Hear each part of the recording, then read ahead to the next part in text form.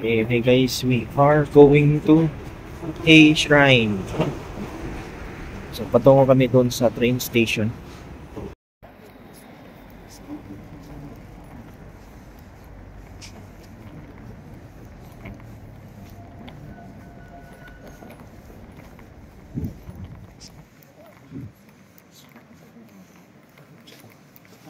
Big boy dining. Big boy dining. Cool. Wait lang, ito ko ni mama no. So guys, magbaba ko kami train station. This is Nishiwashida. Nishiwashida. Oo.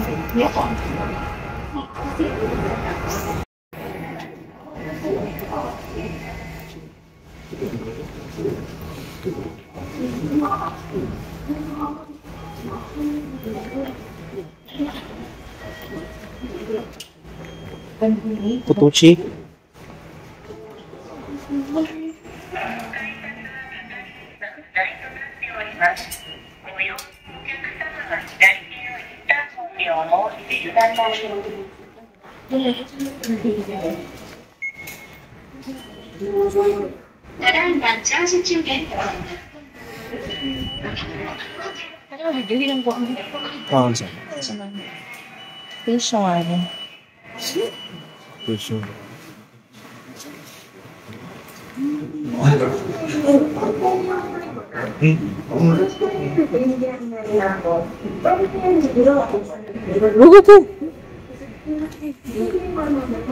Left ha?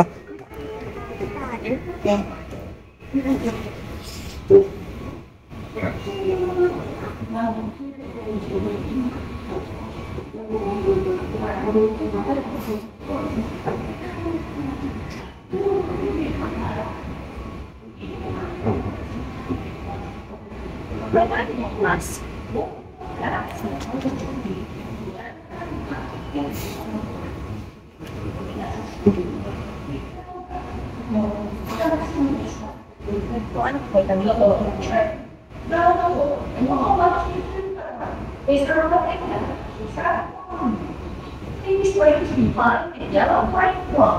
Driving and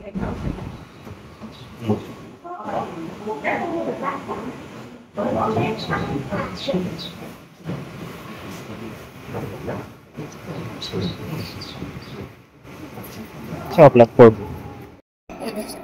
Arriving na ang train. 2 minutes. Ano eh?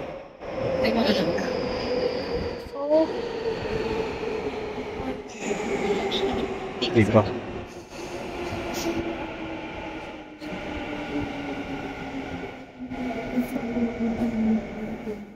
Pila ka minutes walk? Huh? Pila ka minutes walk ni? 10 minutes from the accommodation. The next stop is Higashi Shinjuku at 12. So please change for the 2A Oedo line. This is a boy stop. この先、揺れますのでご注意ください。Ishmi Shrine. And our red door gates. まもなく東新宿です。ホームドアにご注意ください。出口は右側です。Arriving. And in 300 meters, we will be in the shrines. A Jinja shrine. Yeah. Okay, so this is the view. Yeah. Okay.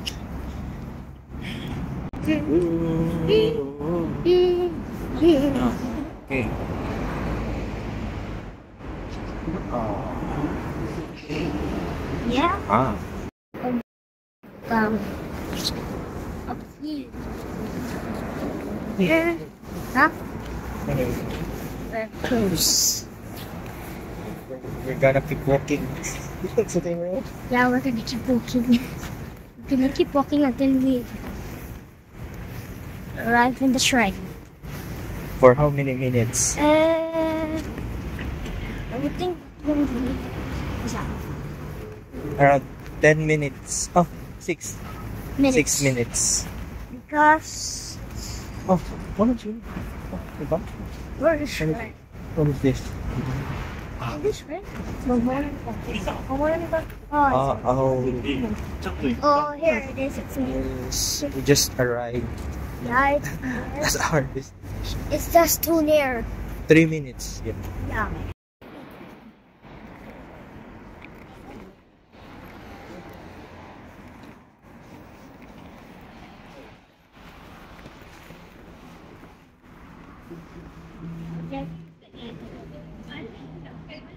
Di pa mao.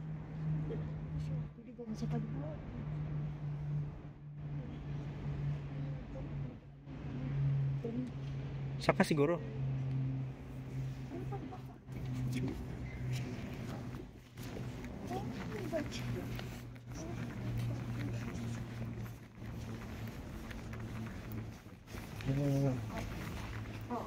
Dili mo sakson. Yung magbat ako saka. Hmm?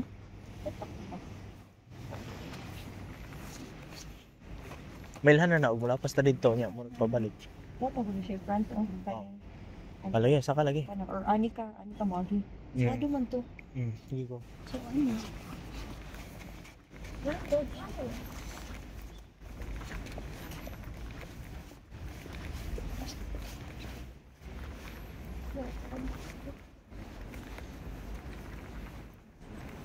Germany, no What? no smoking, no sitting, no eating, no drinking, no skateboard, no pets. No pets. Okay. Wow.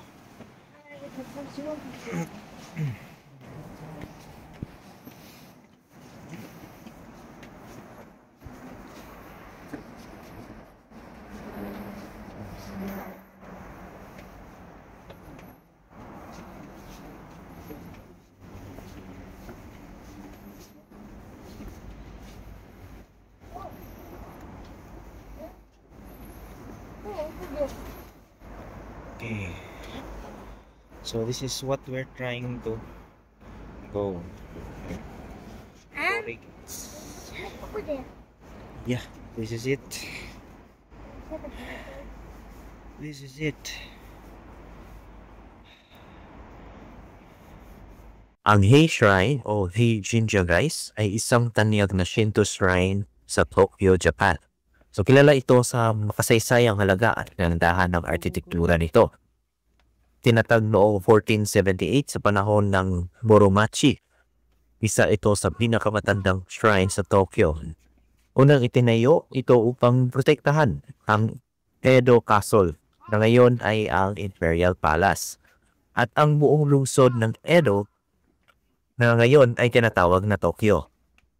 So sa Edo period, noong 1603 to 1868 sa ilalim ng pamamahala ng Tokugawa Shogun, ang Hei Shrine ay itinuturing na isang mahalagang espiritual na lugar para sa kaligtasan at kaayusan ng lungsod. Noong ikalawang digmaang pandaigdig or World War, nasira ang original na structure ng shrine. Ngunit muling itinayo ito noong 1958. Kaya ito ay nananatiling hanggang sa kasalukuyan. So, ang importance pala nito guys is protection ng lungsod. So, isa sa papel ng Hei Shrine ay ang pagbibigay ng spiritual protection sa Tokyo at sa mga naninirahan dito. So, isa din sa Ano Matsuri, isa ito sa tatlong pinakamalaking festival sa Tokyo na ginaganap tuwing kalagitnaan ng June, tuwing even numbered years. So, pampaswerte din ito. Dinadayo ito ng mga negosyante, estudyante, at magkasintahan upang humingi ng swerte, pagpapala at proteksyon sa kanilang buhay. So, sa architecture naman dito guys, makikita natin torii gates. Maraming pulang torii gates ang daanan patungo sa shrine. Nakahawig sa sikat na Fushimi Inari Shrine sa Kyoto. At makikita din natin ang Honrin itong main hall ng shrine. Ang pangunahing gusali kung saan matatagpuan ang altar at ang pangunahing Diyos ng shrine. At mga makapigil hiningang tanawin. Dahil nakatayo ito sa isang burol sa Akaska, nagbibigay ito ng tahimik and spiritual na surroundings sa gitna ng abalang lungsod ng Tokyo. So sa ngayon, patuloy itong dinarayo ng mga turista katulad natin at mga devotees na naghahanap ng peace, luck, at spiritual na guidance. Isa rin itong paboritong lugar para sa Shinto weddings.